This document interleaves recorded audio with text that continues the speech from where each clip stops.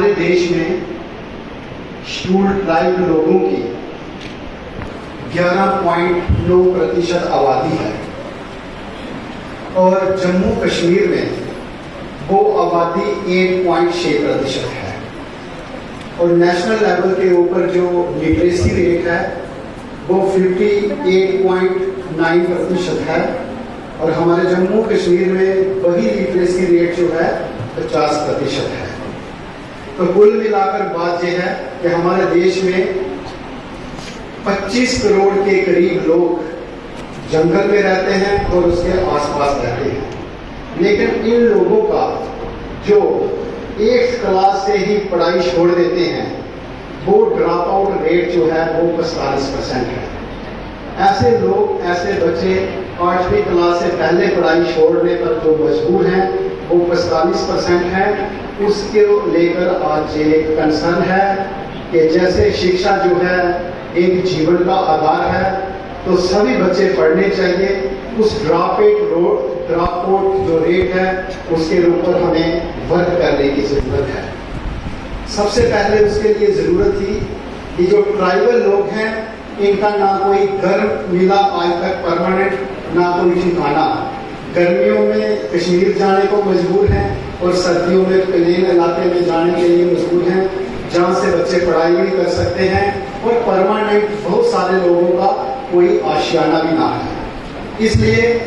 Government ने 2006 में जो शेड्यूल्ड ट्राइब है अदर फॉरेस्ट ट्रेडिशनल डेवलपर्स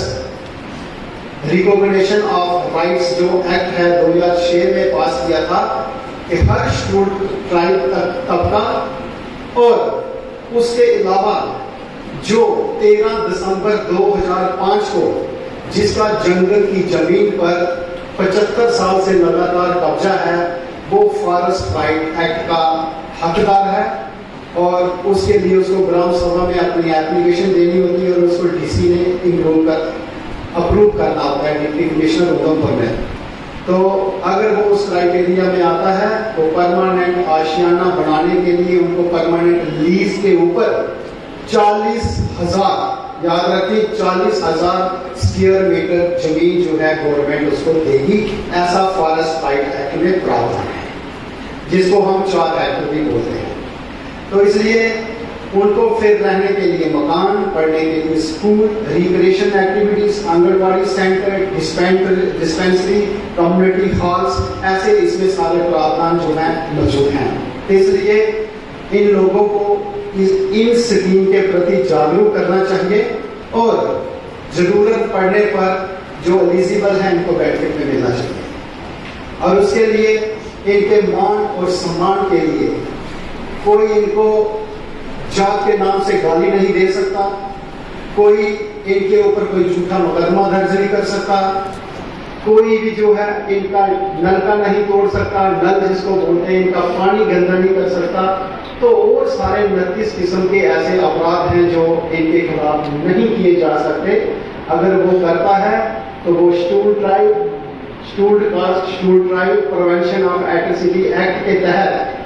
जो सेक्शन 3 में अपराध हैं, अगर वो अपराध साबित पाए जाते हैं तो उसमें कम से कम 6 महीने की सजा हो सकती है और मैक्सिमम उसमें 5 साल की सजा हो सकती है। ये कुछ पॉइंट थे, मुझे कम समय में अपनी बात रखनी है। इसको लेकर अगर किसी को भी दिक्कत आएगी तो हमारी जो है नेशनल लीगल सर्विसेज जो अथॉरिटी है जिसको नालसा कहते हैं, उसकी संवाद एक स्कीम है जो शेड्यूल्ड ट्राइब, आदिवासी, जो डी नोटिफाइड जो ट्राइब्स लोग हैं उनकी अपलिफ्टमेंट के लिए हमारे माननीय honourable supreme court of India ने नेशनल लीगल सर्विसेज अथॉरिटी जो स्कीम है, ये संवाद स्कीम है, वो चलाई है 2025 की। और इसके लेकर अगर किसी को भी मदद की जरूरत है, खासकर शेड्यूल्ड ट्राइब तबके को, तो वो उस एक्ट की सेक्शन 12 के तहत फ्री में तहसील से लेकर डिस्ट्रिक्ट, फिर स्टेट और honourable supreme court of India तक उसको फ्री में जो है लीगल एड मिलती है, 7 दिन के अंदर मिलती है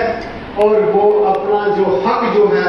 हासिल करने के लिए तहसील लेवल से लेकर ऑनरेबल सुप्रीम कोर्ट तक जो है मुफ्त में उसको कोर्ट जो है वकील देता है और अपने हक के लिए वो लड़ सकता है, लेकिन इसका मिसयूज भी नहीं होना चाहिए। तो यही मेरे शर्त थे। और आज के दिन के ऊपर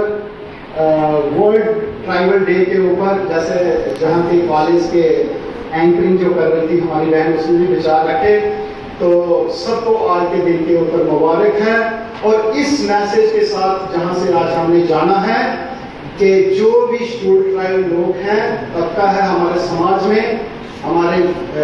देश में, हमारी स्टेट में, उनकी अपलिफ्टमेंट के लिए हमेशा जो है हमें एफर्ट्स करनी चाहिए, ताकि ये तबका भी जो है बराबर स्ट्रीम में आए और इनको भी जो बुनियादी हक है हमारा भारतीय संविधान के आर्टिकल 21 में, उनको जो है जीने का अधिकार मिल सके, जी सके, रोटी, कपड़ा, मकान, शिक्षा, इलाज, पर्यावरण, अच्छा पर्यावरण सब उनको मिल सके। बहुत बहुत शुक्रिया, धन्यवाद।